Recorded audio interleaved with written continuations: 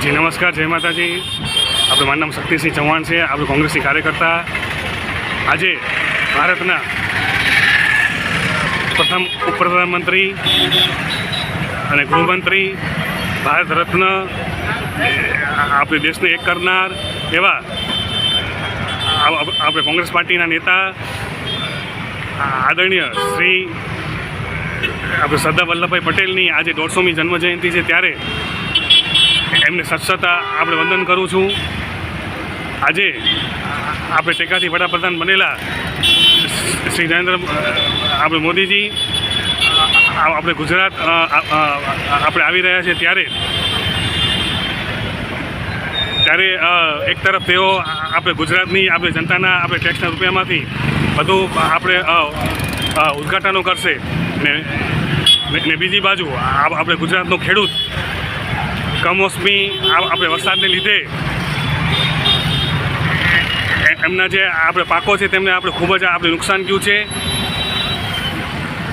તેના યોગ્ય વળતર ને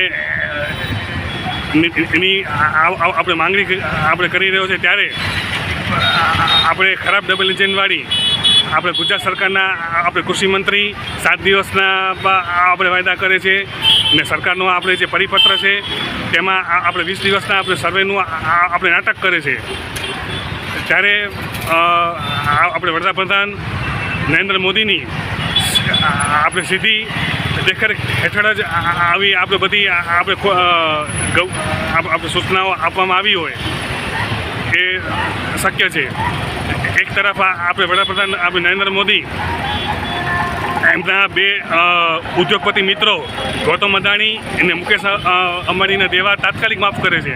એમાં કોઈ સર્વેનું આપણે નાટક આવતું નથી, પરંતુ આપણે ગુજરાતનો ખેડૂત જે પોતાના ખેતરમાં આપણે રાત દી આપણે કાળી મજૂરી કરી કોઈ પણ ભ્રષ્ટાચાર કરતો નથી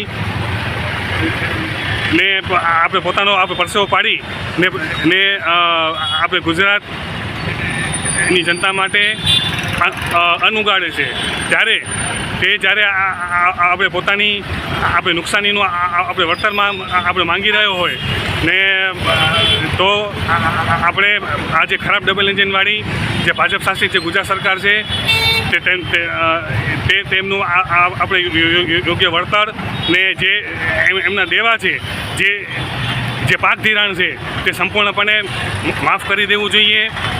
આપણે કારણ કે આનાથી પહેલાં પણ આપણે વિશ્વના પ્રસિદ્ધ અર્થશાસ્ત્રી ને આપણે પૂર્વ વડાપ્રધાન આદરણીય ડૉક્ટર આપણે મનમોહનસિંહે ભારતના ખેડૂતોના 70,000 કરોડના દેવા એકી સાથે આપણે માફ કરી દીધા હતા. તો હવે આપણે ખરાબ ડબલ એન્જિનવાળી ભાજપ શાસિત આપણે ગુજરાત સરકારે પણ ખેડૂતોના દેવા તાત્કાલિક અસરથી જે દેવા ને જે ધિરાણ છે અને જે એમને આપણે પાક નુકસાનીનું વળતર છે તે તરત આપણે તાત્કાલિક માફ કરી દેવું જોઈએ. આજે આપણે સર્વેને ફરવેનું નાટક ના કરવું જોઈએ, નહીંતર આપણે ગુજરાતના ખેડૂતો આપણે નેપાળની જેમ જ આપણે આજે ભાજપ શાસિત જે અત્યાચારી સરકાર છે, જે ખૂબ આપણે ગુજરાતના આપણે ખેડૂતો પર ખૂબ જ આપણે અત્યાચાર કરે છે, એમના પાકનું આપણે વળતર આપતી નથી, તેને ઉખાડીને સત્તામાંથી બહાર કરશે. બસ એ જ.